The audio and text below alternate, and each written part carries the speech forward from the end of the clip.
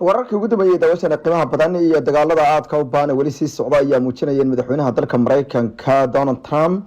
uu gabi ahaanba lagu eedeynayay in uu lumiyay majraha dagaalka iyo sidoo kale kan orahaha la isku dubarinaanaha ee dagaalka ku aadananaha howlgalka Operation Epic 40 ayaa u muuqday in madaxweynaha Donald Trump uu jahawareeriyay sida dadka qaarkood ay sheegayaan qaar ka mid ah dadka aadka u yaqaan hadallada madaxda Mareykanka ee ataraqdoonka ahaa jirin marka dagaalka lagu jiro ayaa ku tilmaamay in madaxweynaha Donald Trump hadalladiisa iska hor iyo daba imaanaya ay muujinayso ay yiraahdeen mar kale inuu qayooday ambasadorkii hore ama safiirkii hore ee dalka Mareykanka uu joogi jiray wadanka Afghanistan ee dhishidooyinka aadka u badan uga jiri jireen John Bass ayaa ku tilmaamay inuusan warigii allihii uusan arag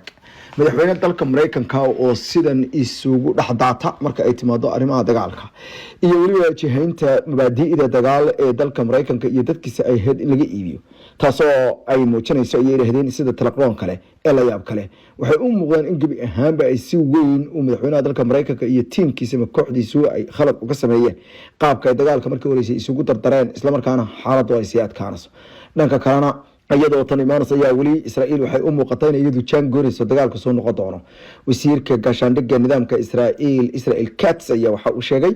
in dagaalada ay qaabka ay u socon doonaan iyo waliba hanaanka military ee la sameeyay ay u muuqdaan in dagaalka uu sii ahaa doono ayuu yiri mid aad iyo aad u sii adkaa wiiganna uu sii socon karo sida laga soo xigtay wakaaladda The Times of Israel Katz waxa uu sheegay in Israa'iil ay weli ay sii wadi doonto inay hoggaanka dagaalka sii hayso iyo in ay gabi ahaanba ka hortagto waxa ugu yeeray kooxda daliska wadankaasi Iran oo yiri waa argagixiso isagoo sheegay in ay talaabooyin aad xoogan ay wadi doonaan ma joojin doono ilaa iyo inta aanu ka gaarino ujeedooyinkeennii oo dhan ayuu yiri Israel Katz oo sheegay in ujeedooyinka dagaalka weli ay rahansanayeen ay gaaraan tan ayaa u muuqata inay ka hor imaanayso sidoo kale hadalka madaxweynaha dalka Mareykanka Donald Trump isagoo ahaa in dhammaan ujeedooyinka dagaalka la gaaray taasoo muujinaysa in hadallada marba sida dibad xagaaga dhinac ka imaanaya xaaladda ay sii xumeynayaan maalintii 22aad oo dagaalku gabagabeeyay ayaa u eeg in ay sii socoto weer iyo weerarciiska ayadoo dhinaca kalena wararku ay sheegayaan in gabi ahaanba xataa xisaabihii ugu dambeeyay oo dhan ay soo afjartay weerarkii ugu dambeeyay lagu qaaday Daigo Gracia aga loo yaqaan dhulbaraha biyaha Indian Ocean halkaas oo saldhigga militariga ee dalka UK uu ku leeyahay ee Mareykanka uu ku martigeliyay weerar ay la kulmeen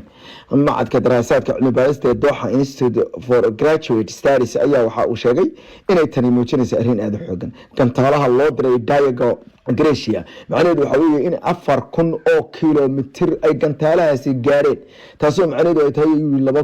2,490 mayl oo muujinaysa ay yiraahdeen in ay tani tahay fariimo aad iyo aad u culus haddii ay dawladda dalka Iran ku guuleysatay in ay deegaanadaas istiraatiijiga ay duqayso taa macnaheedu waxa weeye in xataa ay weerari karto markaasi London iyo magaalooyin kale ayna ka dhigan tahay in dawladda dalka Iran gantaalaha ay haysato qaarkood ay yihiin markaasi intercontinental ballistic missiles ICBMs Iran ilaa hadda banaanka uma aysan soo saarin gantaal ICBM ah laakiinse waxay ka dhigan tahay tan ayaa leeyahay wararka ayaa xaqiijinaya inay marba ka dameysaa ay muujinayso qadiyadaha noocan oo kala ah in dagaalku uu galay maalmo qaraar sidoo kale dawladda dalka Iran ay tahay hanaan hub haysato hanaan hub oo ballaaran TV-ga CNN ayaa warbixin uu ka diyaariyay kaydka hubka ee wadanka Iran ayaa dhulgariir aad u xoogan ku noqday xataa madaxweynaha dalka Mareykanka iyo sirdoonka Mareykanka oo iyagu inay ka taqaluseen intii badneed hubkii iyo agabkii halkaas yaalay waxaana lagu tilmaamay inay tani muujisay wax loogu yeeray markaasi qadiyado aad iyo aad u xoogan oo kamid ah ayaa leeyahay kuwii ugu ballaadnaa ee markii horeysay xisaab xumada oo dhan laga sameeyay qaar kamid ah mas'uuliyiinta dalka Mareykanka ayaa sheegay in ay tahay in la isweydiiyo xogta ay keentay CNN sida ay daqiiq u tahay iyadoo soo saartay markaasi aagaga buuxa oo hub iyo saanad gabi ahaanba ay buuxdaafiyeen qaar kamid ah dadka aadka oo la socda dhaqdhaqaaqa awoodda wadanka Iran ayaa waxay sheegayaan xitaa inay socotay saacadihii ugu dambeeyay oo dhan hanaano raaba ayaa la sheegay dhinaca kalena dawladihii ugu dambeeyay wadamada reer Yurub oo ay kamid tahay dawladda Poland ayaa ciidankeedii kala carartay oo ka qaxday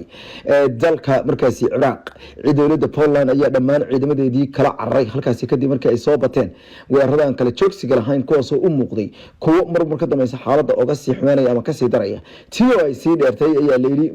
mar ka dameysa in ay dadka qaarkood xitaa isweydiinayaan sidee ay noqon kartaa mustaqbalku haddii ay dawladda dalka Iran ay haysato kaydad dhan oo hub ah oo waxba aysan kasoo naasacadaan wixii hore oo dhan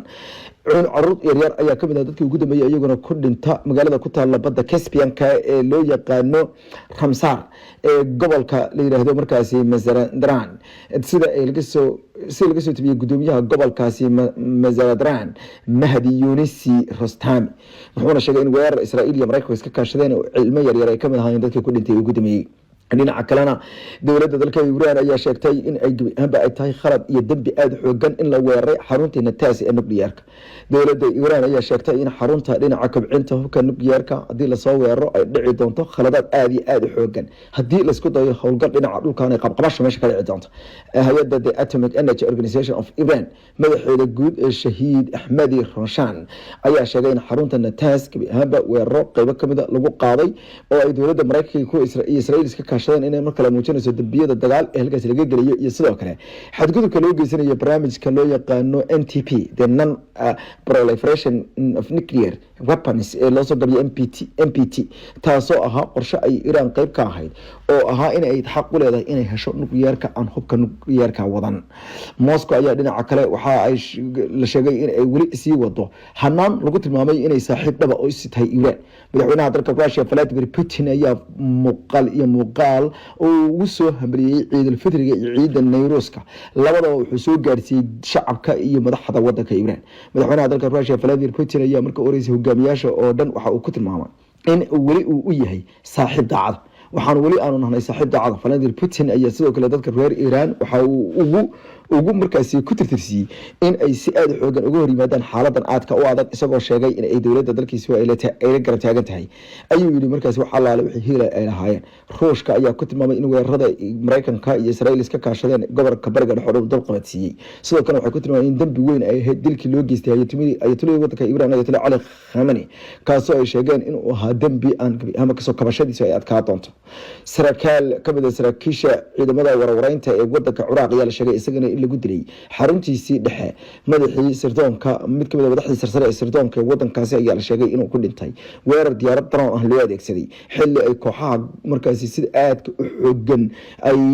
wadanka Ciraaq ay ka adkaadeen ciidamadii NATO oo dhan Ciraaq ay ka carareen isla markaana ay ka saareen kadib markii uu muuqatay xaaladdu inay sii adkaatay dhinaca kalena waxaa la sheegay in ay